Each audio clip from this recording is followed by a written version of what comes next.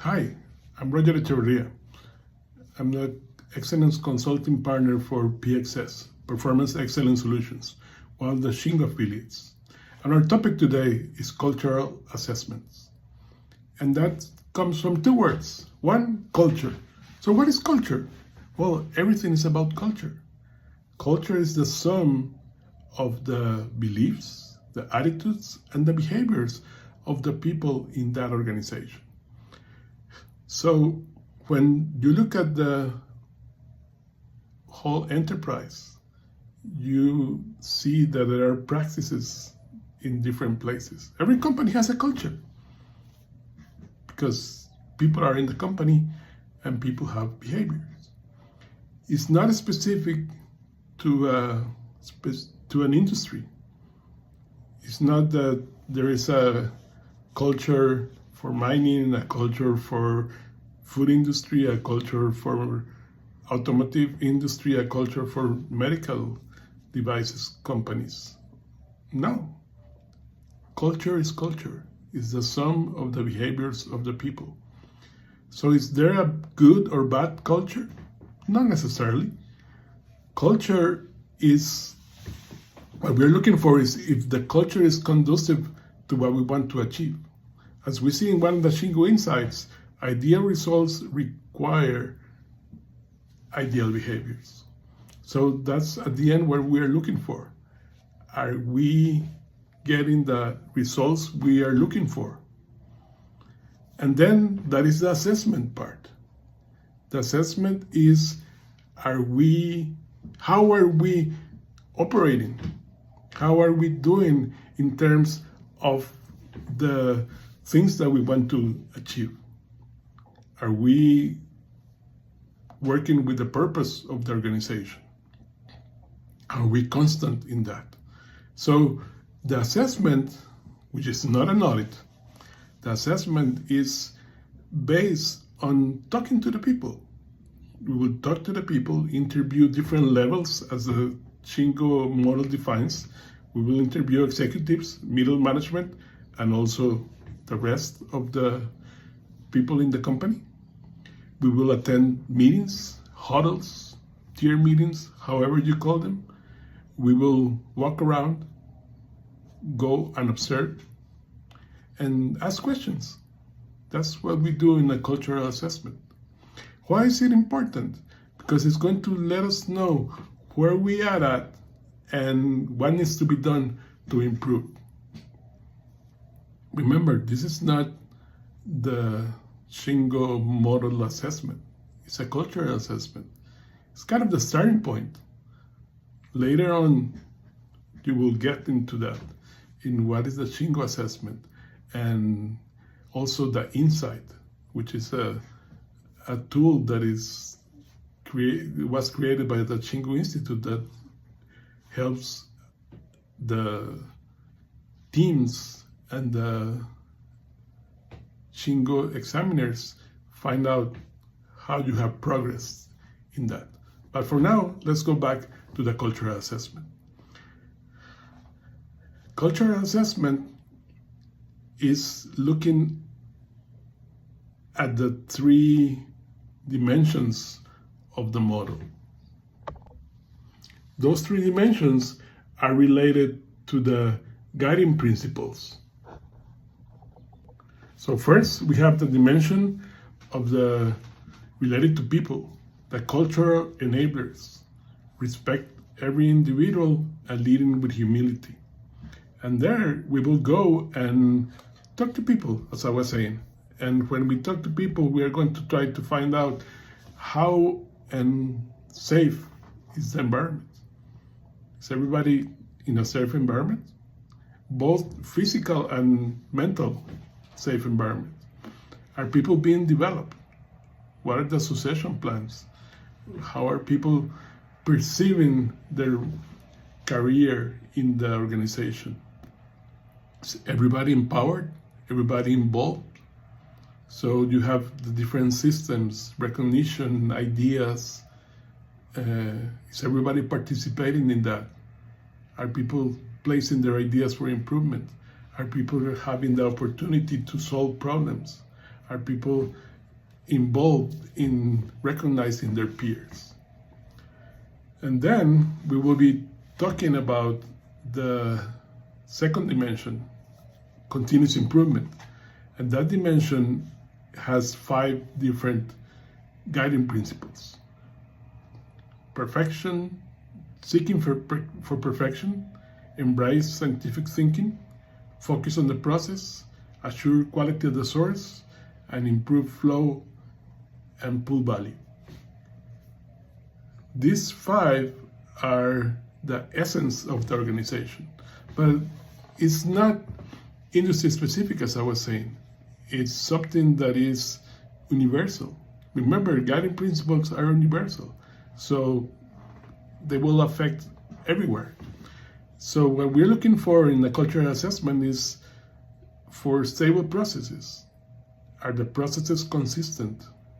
They are producing, or they are getting the same outcomes consistently?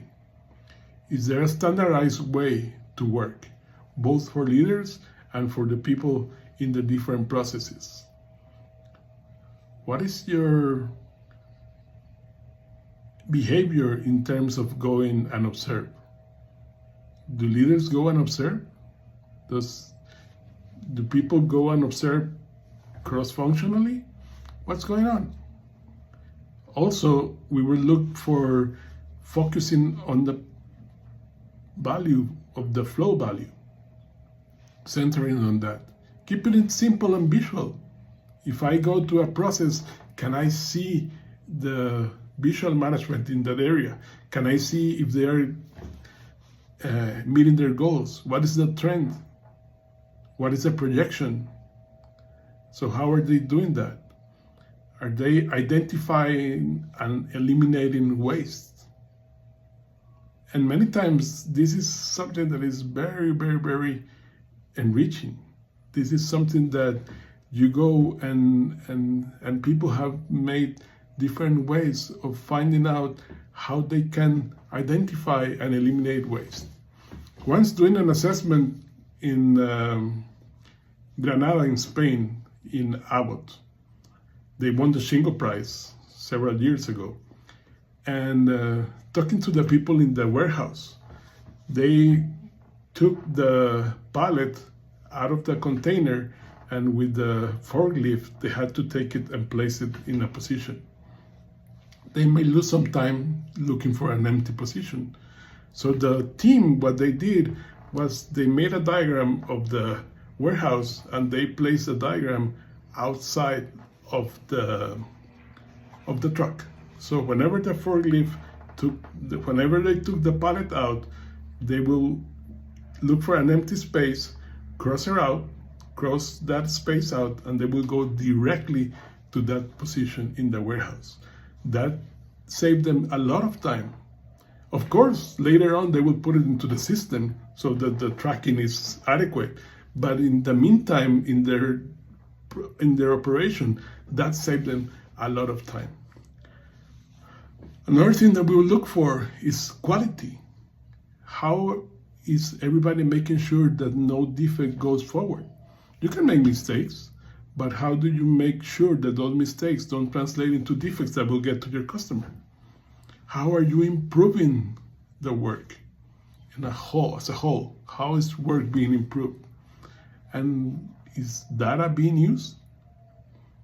Are facts being used? It's not something that is a gut feeling. It's something that is really based on facts and data.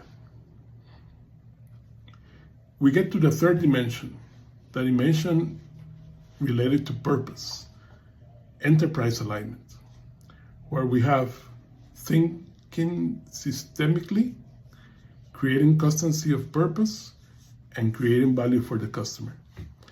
This is usually heavier for executives since they are working on the strategy.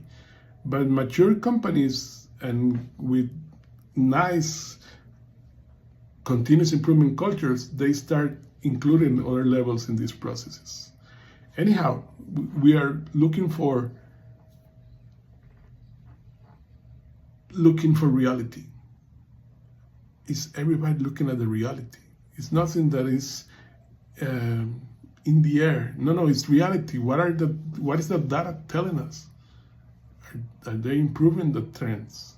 Are they improving against the competition or other models of reference? Are they centered in the long term?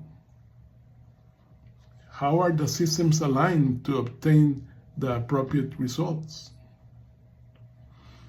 And how are the behaviors aligned with the performance?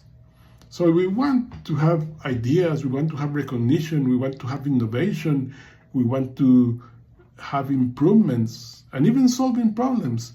We need those behaviors to be in place. We need people going and observe, as I was saying before, and finding out if everything is working and very nicely together. How are the policies being deployed? It's not something that comes out of the sleeve from like magic. No. It's something that is built between everybody. What is your daily management? Is it standard? If I go to one department, another department, or areas or plans, is it consistent? We have to look for that. Measure what matters. Know the customer. Not only identifying the customer, but knowing the customer. And also identifying the relationships of cause and effect. So all this is part of what we look into the cultural assessment. So, summarizing, how do we do it? We visit the organization, the whole enterprise. We participate in your meetings, your huddles, tier meetings, however you call them. We look at your systems and the outcome of those systems. And also, very, very important, we talk to the people. By talking to the people is how we learn. How we learn what you're doing. Is everybody aligned? Is everybody aligned not only with the company's objectives, but also with the purpose? And is everybody understanding things the same way? So of course this has to be on site. It cannot be done remotely. It could, but it's preferably to be on site to be able to look at things, look at different visual management tools and see if people understand that, if people have the same reaction to those tools. Then the most important part of this is the feedback. Once we complete the cultural assessment, we have to give feedback back to the organization. We have to tell the organization what we found and kind of do a rating.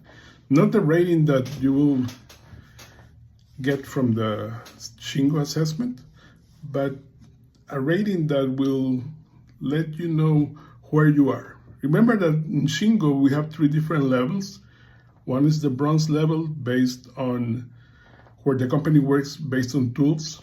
The silver level that mostly is based on systems, and the Shingo level or the Shingo price that is where principles are understood and applied. So we're going to assess that. We're going to see if the principles are understood, are lived, that people know why. Why are they doing what they're doing? It is because they're being told so, or because they understand that that is part of the company, that is part of the purpose, that if they do what they do, ideal results will come. So let's give it a try. Let's do the cultural assessment. Thank you.